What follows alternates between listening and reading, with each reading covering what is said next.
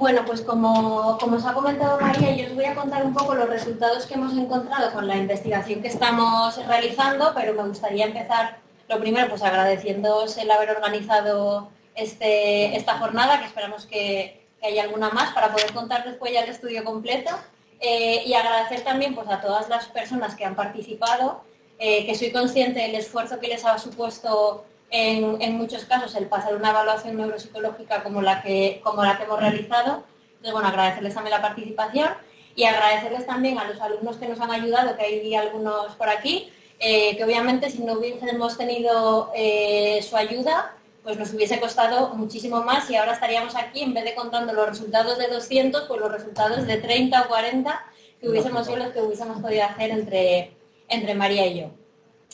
Entonces, bueno, yo os voy a contar los resultados sobre 202 participantes. Es sobre 202 porque, bueno, son los que terminamos de hacer en enero aproximadamente y porque por una cuestión de poder empezar a contar cosas teníamos que parar un poco de hacer evaluaciones, de corregir y poder empezar a analizar los datos. ¿Qué nos hemos encontrado con estas 202 personas? Pues son resultados que nos han llamado muchísimo la atención y que creo que además nos tienen que hacer un poco el reflexionar sobre todo lo que está pasando. Lo que nos hemos encontrado es que la mayoría de las personas, cerca del 60%, tiene 2 o más dominios cognitivos afectados, que eso ya es muchísimo. Como os contaba María, hemos hecho una evaluación neuropsicológica que incluye tareas de atención, tareas de memoria, funciones ejecutivas, lenguaje, etcétera. ¿En dónde encontramos más dificultades o en dónde encontramos mayor proporción de gente con esa función cognitiva afectada? Sobre todo en la velocidad de procesamiento. Eso es algo más que muchos lo comentabais, esa como niebla mental que se llamaba. La niebla mental obviamente tiene que reflejar algo y lo que refleja sobre todo es una disminución en la velocidad de procesamiento, pero además muy significativa. Las siguientes tareas o los siguientes dominios cognitivos en los que por orden de trastorno los siguientes serían las tareas de atención y de memoria.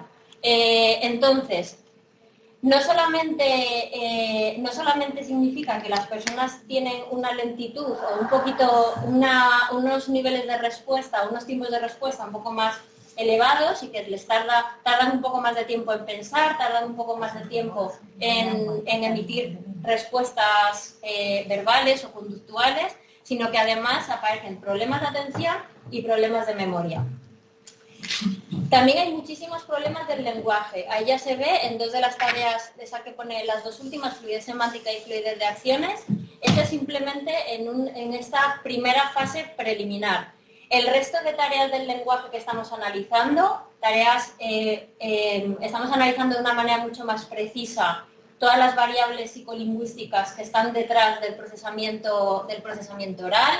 Estamos analizando las muestras de escritura que nos habéis mandado. Estamos transcribiendo muchas de las tareas para poder analizar el lenguaje con muchísima más precisión.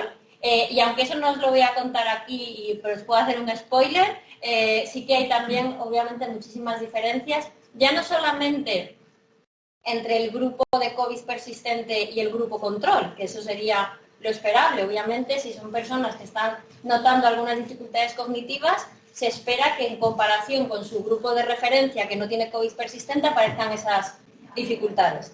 Pero ¿qué es lo que nos estamos encontrando? Pues que las personas que han participado en este estudio y que son más jóvenes tienen todavía muchísimas más dificultades que las personas que son más mayores. Para no volveros locas con tablas y con datos, etcétera, simplemente, en esta tabla, esto no sé si apunta, en esta tabla la primera columna que pone grupo 1 son las personas entre 26 y 39 años. Y como veis, las celdas que están marcadas en rojo sería un déficit severo y las que están marcadas en amarillo naranja sería un déficit moderado. Entonces ahí, como podéis ver, es el grupo de personas más jóvenes el que tiene en más test puntuaciones que muestran un déficit severo y un déficit moderado. Y esto lo hemos visto en todas las tareas. Este sería el porcentaje de pacientes dentro de ese grupo que muestran puntuaciones deficitarias en esos test, y si nos fijamos, pues el 80%, que esto no sé si tiene aquí, el 80% de las personas entre 26 y 39 años tienen puntuaciones deficitarias en velocidad de procesamiento, que es lo que evalúa este test. Es un porcentaje altísimo en personas muy jóvenes, entre 26 y 39 años. Ahí estaría la puntuación más alta.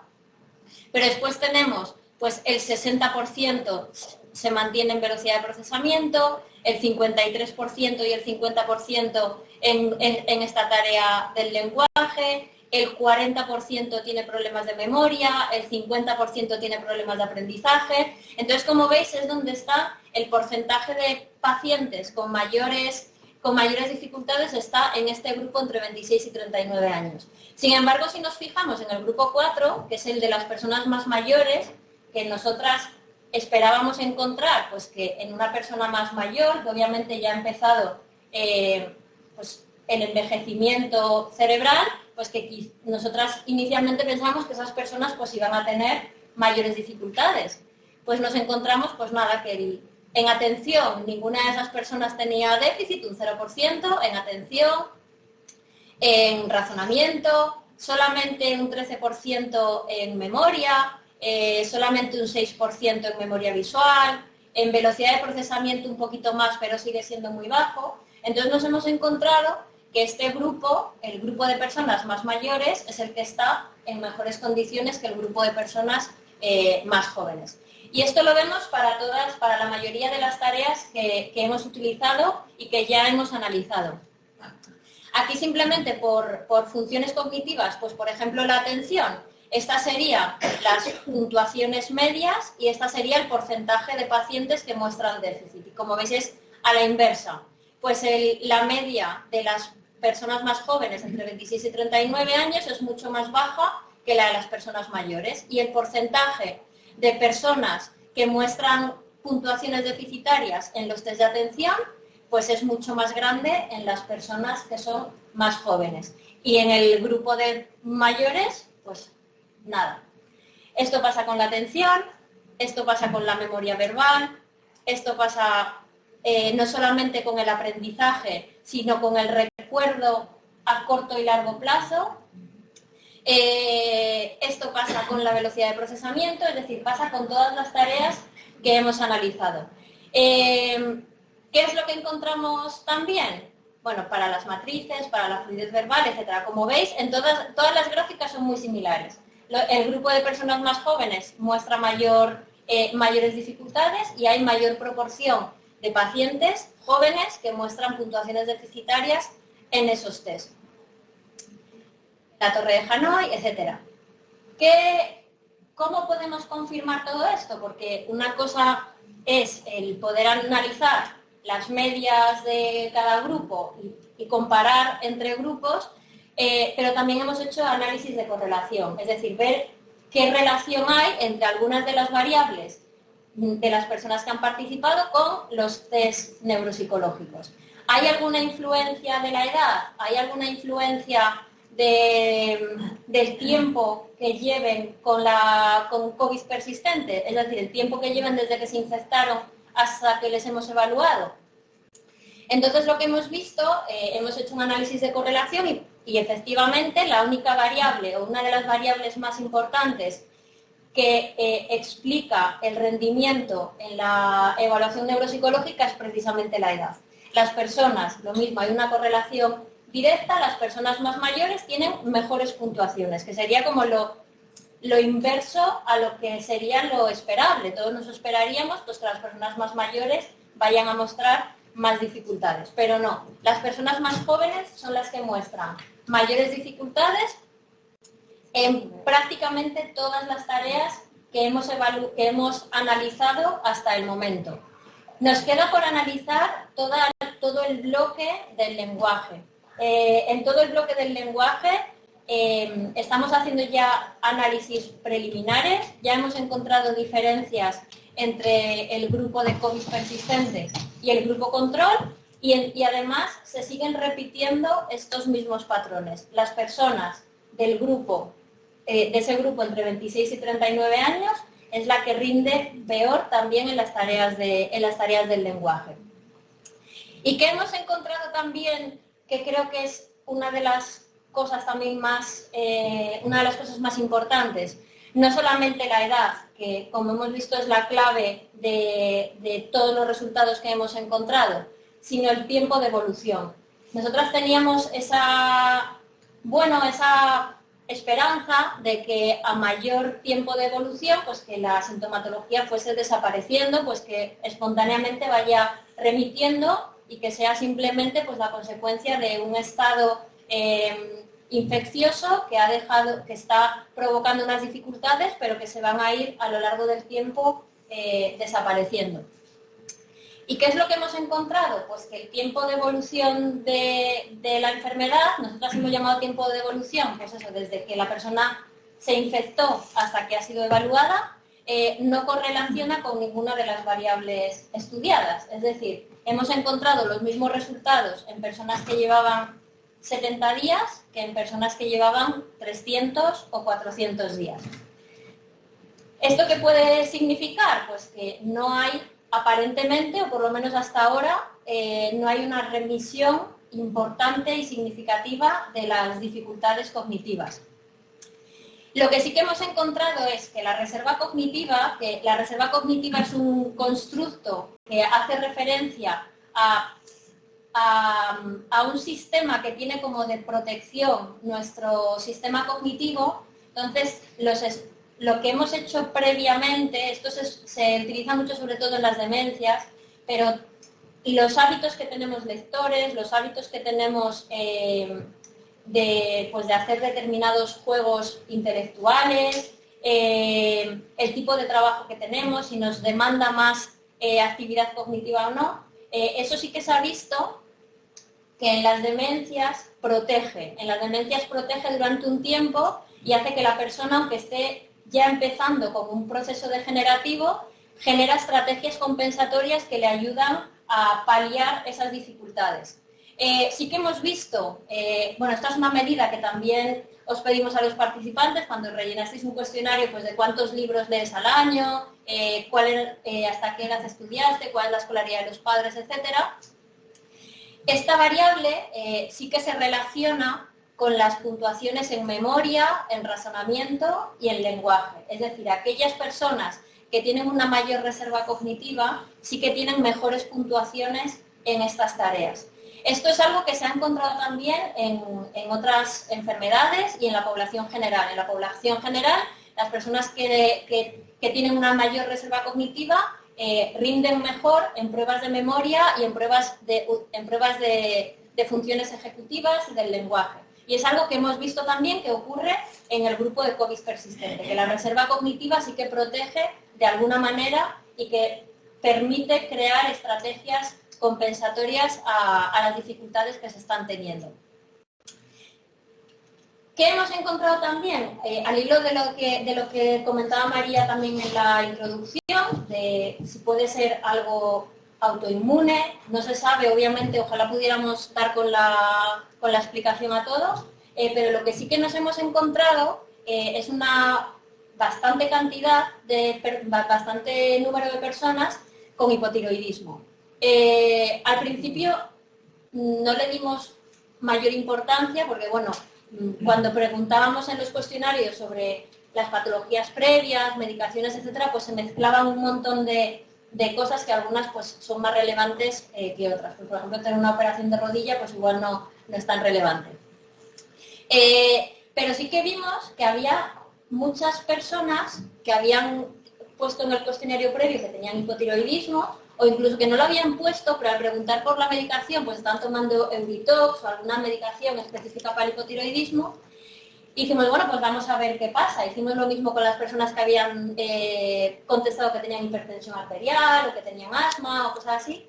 Mientras que para las otras patologías previas, sobre todo hipertensión arterial y asma, que eran las más habituales, no encontramos diferencias con respecto ni al grupo control ni al resto de pacientes.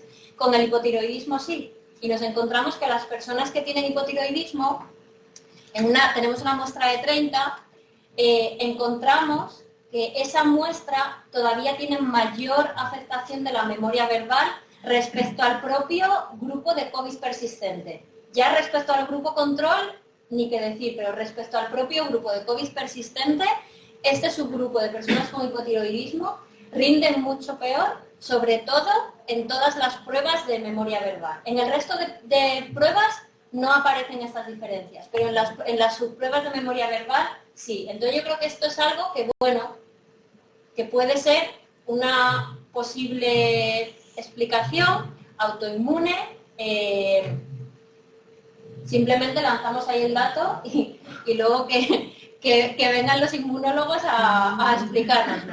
Nosotras es lo que hemos encontrado, que este grupo es muy llamativo y muy significativo, porque además son también personas muy jóvenes, porque la mayoría de los que tenemos con hipotiroidismo están en ese grupo en torno a no son mayores de 50 ninguna de ellas, entonces aparecen estas diferencias sobre todo en la memoria verbal. Aprovecho también, estamos haciendo, como necesitamos muestra, tenemos 30 personas con COVID persistente que además tienen hipotiroidismo, lo que necesitamos, hablo aquí el abanico, el llamamiento, necesitamos personas que tengan hipotiroidismo pero que no tengan COVID persistente para poder comparar y ver si estos problemas de memoria son por el hipotiroidismo, son por el COVID persistente, son por la mezcla de las dos cosas, por la medicación o qué es lo que pasa. Tenemos ya alguno evaluado, pero tenemos 5 o 6, necesitamos llegar por lo menos a 25 o 30 para poder sacar conclusiones pues mucho más robustas. Sí, que si alguien conoce a alguien que tiene hipotiroidismo sin COVID persistente, que se ponga en contacto con nosotros, que aquí tiene uno. Pues sí que lo necesitamos, sobre todo para poder tener datos pues mucho más consistentes y mucho más fiables. Y como conclusiones, bueno, pues lo que hemos estado comentando, un porcentaje muy elevado de pacientes muestra deterioro cognitivo. De hecho, muchas veces, si no viéramos la edad de la persona a la que estamos evaluando, pues el deterioro cognitivo es muy llamativo, o sea, no llega a ser el de una persona con una demencia, pero es un deterioro cognitivo muy importante. Las personas más jóvenes muestran un deterioro cognitivo más grave. Siguiendo con el hilo de la respuesta autoinmune, las personas más jóvenes tienen un sistema inmune más fuerte. Entonces, bueno, pues puede estar reaccionando más y por eso genera pues estas dificultades. Entonces, las personas más jóvenes muestran un deterioro cognitivo más grave con afectación de múltiples dominios y el tiempo de evolución no es significativo. Nos gustaría estar diciendo lo contrario, pero los resultados que tenemos y los datos que tenemos nos dicen que de momento el tiempo de evolución no es significativo, es decir, pues que no parece haber una remisión espontánea con el tiempo de estas dificultades. Ojalá dentro de un año, cuando hagamos el seguimiento a los 12 meses o a los 24 meses, pues podamos decir lo contrario y decir, bueno, pues se necesita, no sé, 18 meses, pues se necesita, pero de momento con los datos que tenemos, pues no podemos decir eso de momento. Y nada, pues esto es el estudio que hemos estado haciendo y muchísimas gracias.